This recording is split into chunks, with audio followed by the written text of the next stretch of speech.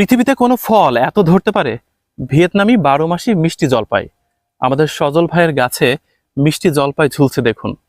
কী পরিমাণ ফলন! পাতার চেয়ে ফল বেশি। মনে পড়ছে 1992 সালে প্রকাশিত লেখক হুমায়ুন আজাদের বিখ্যাত গ্রন্থের কথা, জলপাই রঙের অন্ধকার।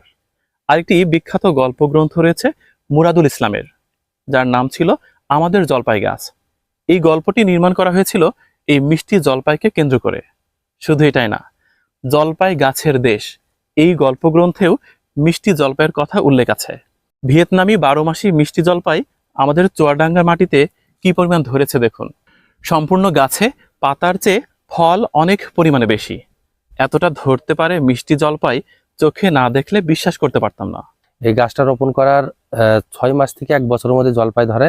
যে গাছটার গোড়ায় দাঁড়ায় আছে এটা মনে হবে যে ছোট গাছ, কিন্তু এটার বয়স কিন্তু 7 বছর। এটা দেখেন কি পরিমাণ ফল ধরে আছে। এগুলো অত্যন্ত টেস্টি একটা জলপাই। আপনারা বাড়ির আঙিনায়, ছাদ বাগানে এই গাছ রোপণ করতে পারেন। আর এই জলপাই ভিতরে ভিটামিন সি আছে, মিনারেল আছে। তারপর জলপাইতে আচার তৈরি করে খাওয়া যায়, ডালের ভিতরে রান্না করে খাওয়া যায়। তা